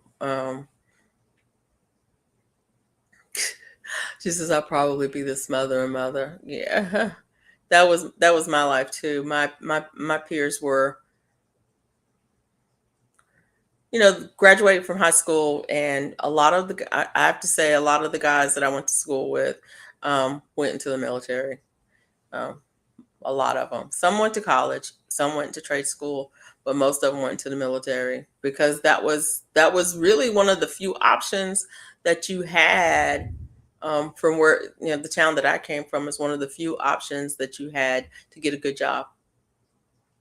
You go into the military, you get your job, you get a good job, you get a trade, you get an education. Um, you know, and the option was farm work. And if you grew up in a farming community and farm town, and you didn't own the farm, but you worked on the farm. Farming is definitely based on the weather. If you have a good crop year, you have a good money year. If you have a bad crop year, you are in dire straits. So yeah, no, people still home in their 30s. Yeah, 7:30 p.m. Monday evening here. I must go and shower. My granddaughter's in the 4-year-old always wants um Mima to help her. Uh, all right, good night, Paula. Thank you for being here. I appreciate it. I got married at 28. We thought too old to have kids. Oh, not really. Not really. How old was I? 30. I guess I have to do the math. Because I don't know how old I was with our kids.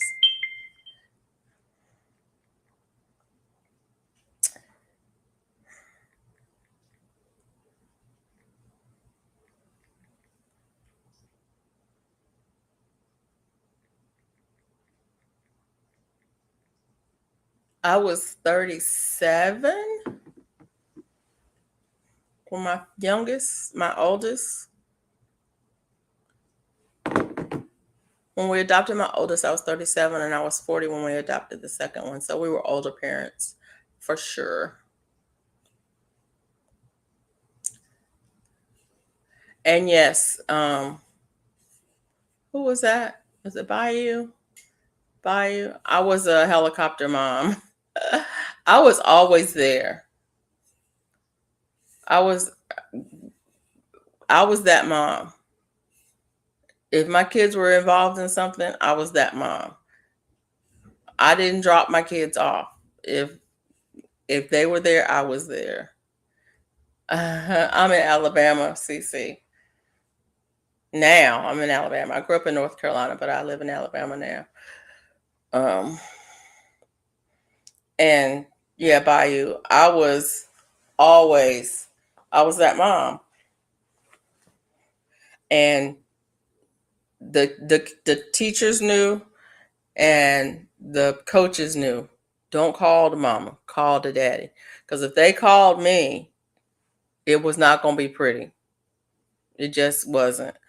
Like, first of all, if you call me and I got to come from work, they in trouble. They're getting ready to be in big trouble. Second of all, I'm going to ask you, why weren't you doing your job? Because we got an adult in a situation and a child in a situation. I'm going to need you to adult. And if you're not adulting, then don't call me because the child is being a child, because that's what they're going to do. Children going to be children. Now, the question is the adult going to be an adult? And they know they was going to get called out on it if they called me. So they were called the daddy, because he's not going to go at them. I was definitely going to go at them, because you got a job to do and you got a responsibility as an adult. So be an adult. I am trusting you with my child. So I'm expecting you to do the right thing. So if you calling me, it means something is up, and that means you couldn't handle it. And so if I'm coming there, don't get on to me about handling, because I'm coming to handle it, because you couldn't. Okay, I'm sorry. I'm gonna step off of that box. That's what I'm talking about. That's what I'm talking about by you. That's the kind of mom I am. I'm the helicopter mom. I'm the hover mom. I'm the mom that they do not want to call. Like, do not call her. Don't call her. Do not call the daddy. Don't call the mom. I know a lady who had her first child at 50. Wow. I'm way too old, CC. Yeah, Janet Jackson. Yeah, I was 25. That was 25 years ago. Wow. You are not too old, Mike. Really and truly.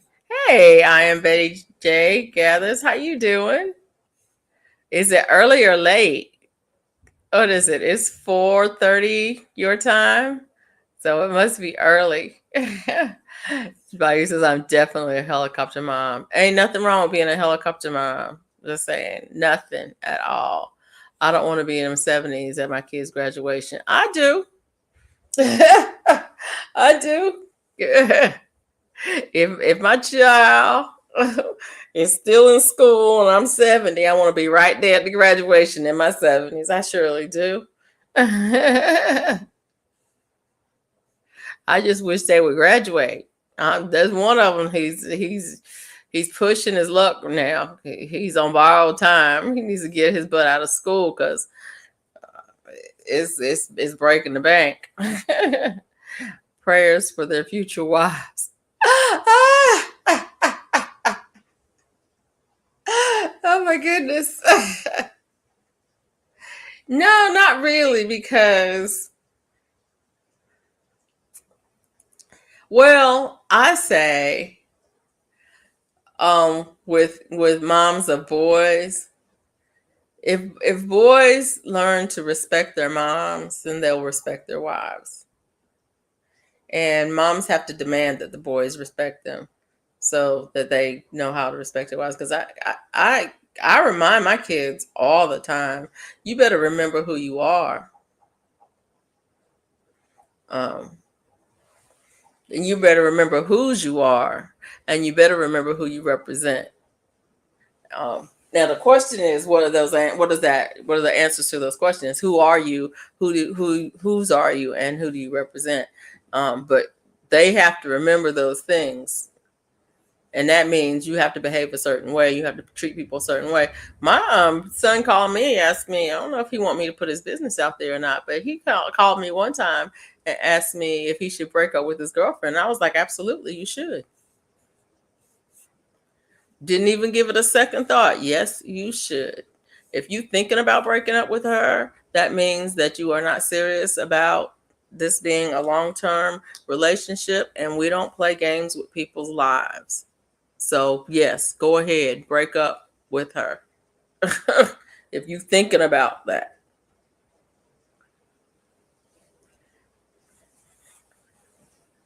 And that's the way, and I told them, we don't play games with people. We don't play games with people. We don't play games with people's lives. That's who we are. Right.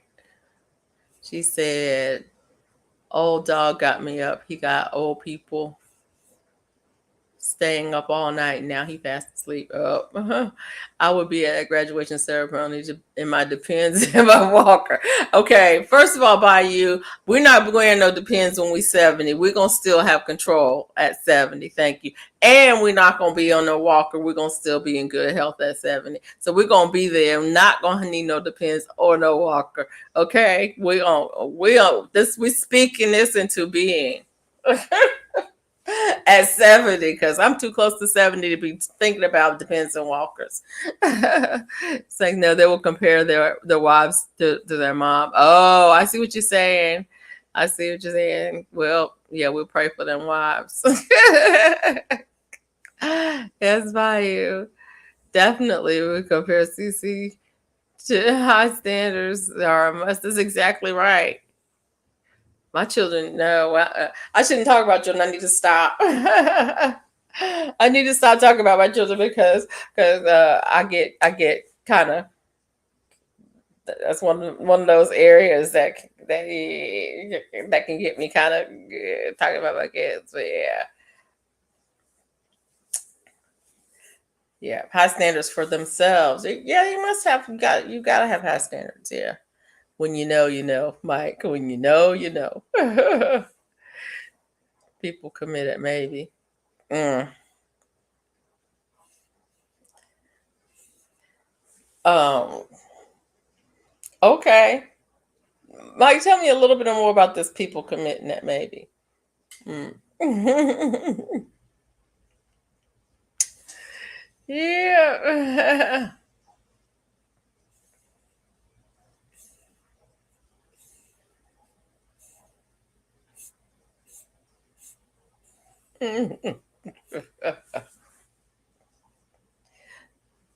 More showers coming through. I love the rain. I love the rain. Somebody tell me what time Can't Stop goes live, because I can't. I'm not sure, and I don't want to. I don't want to step on anybody's toes tonight or this morning, I should say. Do y'all know I've been up here almost another 2 hours? Reason so many breakups, they trying to make a fit instead of knowing that that's your person. Yeah, yeah. 5 a.m. Central Time or 5 a.m.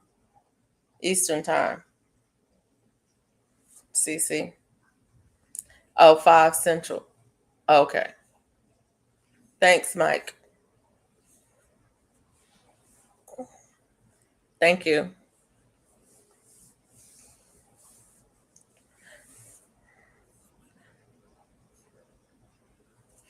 I only know that sometimes if I'm still up, if I'm still up, then I'll catch him.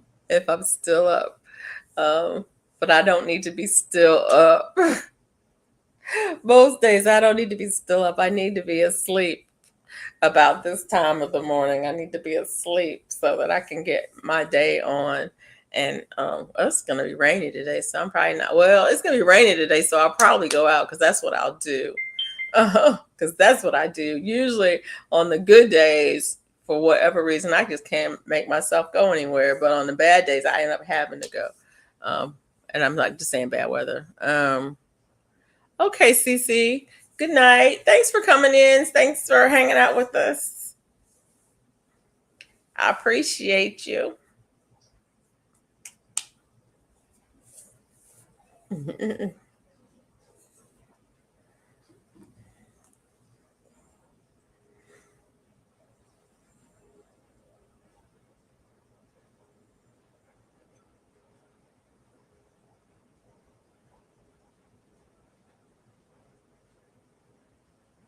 That was interesting. Okay.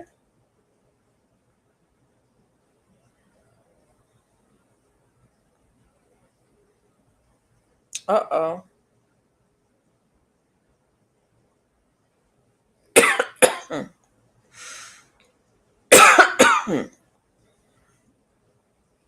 We got another flash flooding alert warning. We've gotten a lot of rain today.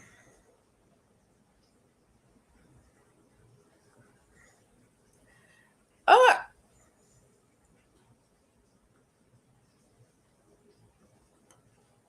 wow. So, Bayou says, I'm usually up when I can't stop go live because I'm working and trying to wrap up things. One Can't Stop goes live. Oh, okay. Because I'm still at work trying to wrap up things. I'm not usually up when he goes live. Usually I'm asleep at that time. But on sometimes on the nights that I go live, um, on the nights that I go live, I may still be up, and then I'll catch him. Um, he and who else?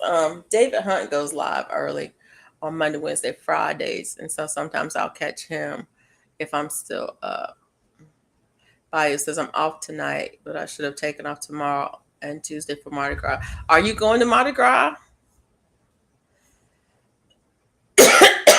I generally I observe Lent by you. The last few years I haven't been as observant. Um, but I generally observe Lent in some way. Usually I do a Lenten meditation, or I try to um, do something for Lent. Um, I thought about doing, at my church, we usually do a pancake supper on Mardi Gras night, um, followed by Ash Wednesday service on Wednesday. And I thought about doing that. I don't know if I'll go because I just haven't been attending church that much in the last couple of years. Um, so, yeah, I think I'm going to probably, um, um, I don't know what I'm going to do just yet, Mike, but I'll tell y'all in a little bit. Um,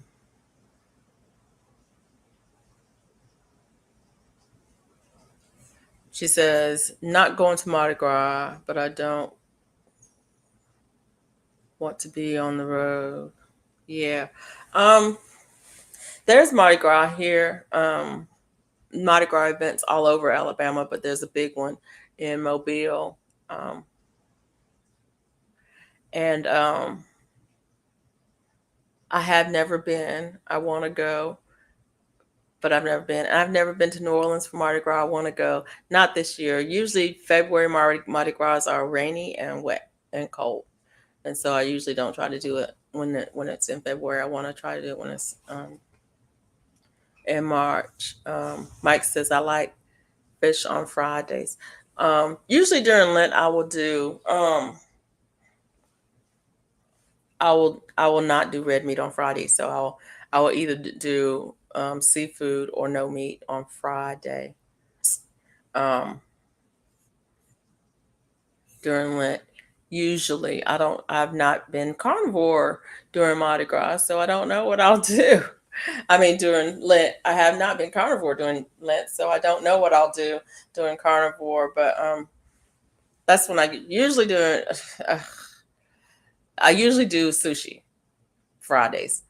Um, or actually I usually would eat out on Fridays and I would do seafood someplace on Fridays, but I haven't done that. So um, I have shrimp. I love shrimp. I always have shrimp around. I mean, shrimp in my freezer.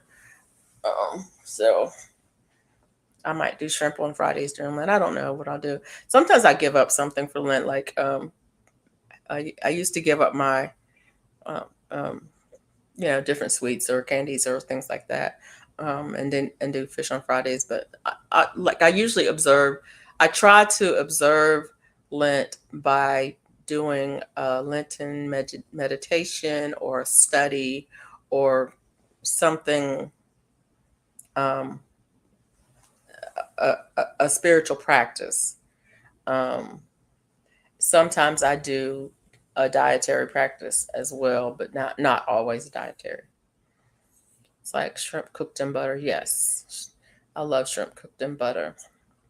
For dessert, as a carnivore, I often have shrimp for dessert.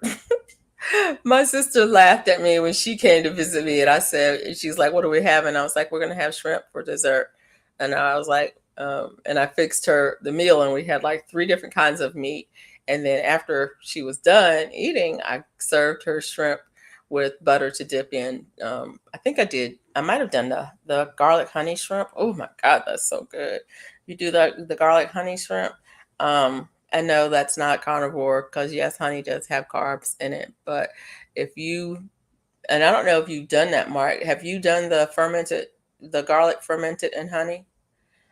If you take that honey and marinate your shrimp in that and then cook them in butter. Oh my, they are the best. That marinade goes all the way through the shrimp and they are the best. They're so good.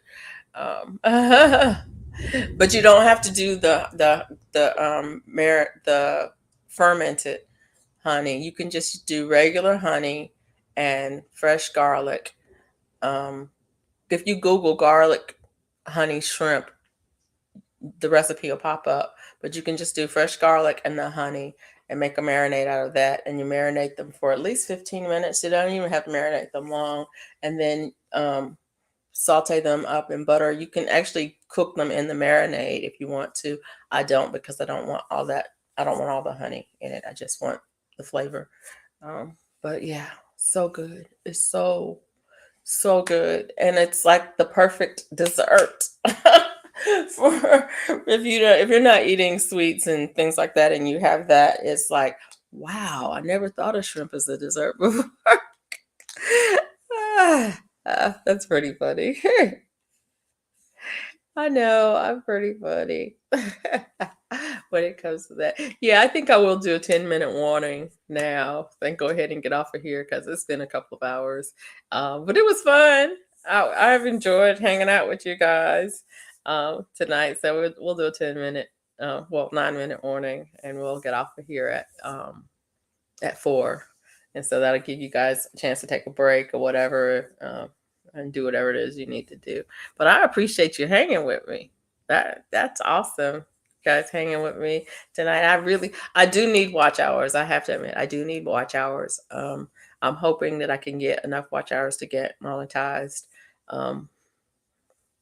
sooner rather than later, because what's going to happen is I'm even though I've been online for more than a year, it's not been a year since I've gotten my 1,000, but I'm getting close to that, and then my watch hours are gonna start dropping off, and that's when I started getting more of my watch hours, and so yeah.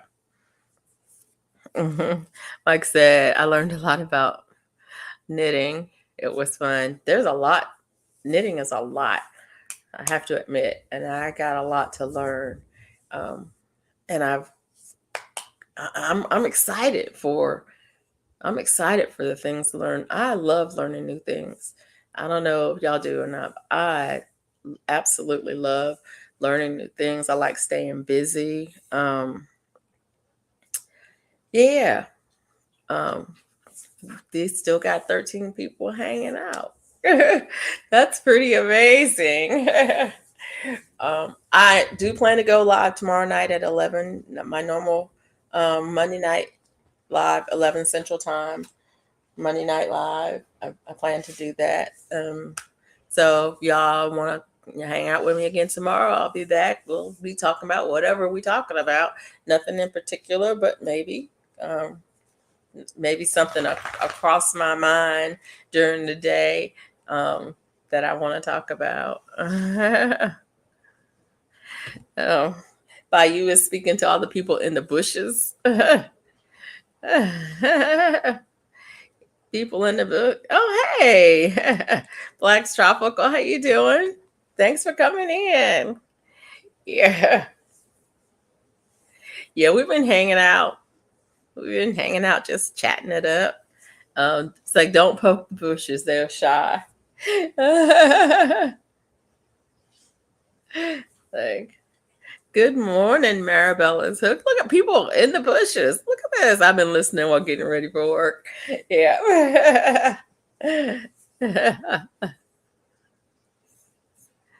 Yeah. Texas, Lala, in the bushes. All the people in the bushes say, hey. All the people. Okay, stop. All the people in the bushes say ho, say hey, say ho. Y'all know when I was born. Y'all know when I grew up. Because that's the kind of stuff that we would say. You just need to say, "Oh, she's an '80s girl."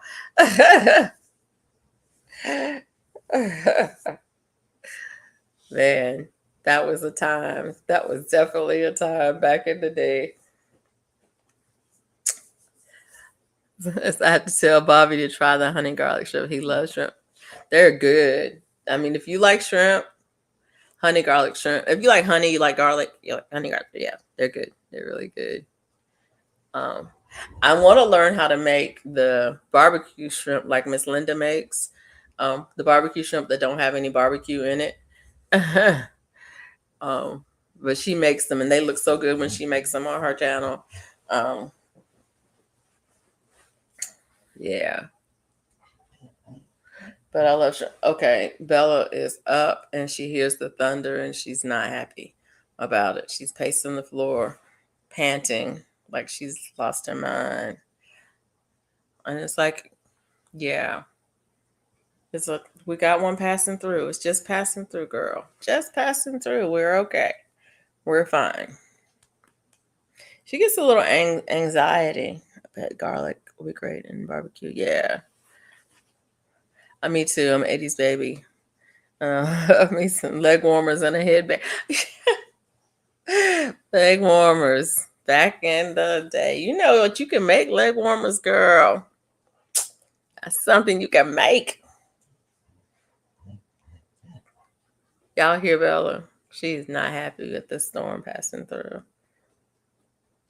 Love, yeah. I got it. Yeah. Spell check. We getting this all the time. We getting good about interpreting what the spell check is saying. What are you doing, Bella? I need you to settle down, okay? Can you settle down? She hears that thunder and it's making her a little bit on the crazy side. But anyways, I was in my prime in the 80s. I was in college and having a ball. Having a ball, having a blast. I enjoyed every minute of it. And well, until I didn't, but I enjoyed, and it was a good time. I'm not gonna lie. The 80s were a good time to be alive. Uh, there was a lot of stuff going on, but yeah, yeah, that part. Let me get out of here. Thank y'all for hanging with me. It's been real. Um, I've really enjoyed it, and I really appreciate it. Um, and I will see you guys the next time. Let me see if this will work tonight. I don't know if it'll work tonight. If it works, you get a heart. If it doesn't work, you don't get a heart. Okay. It's trying not to work. There you go. Y'all have a good night.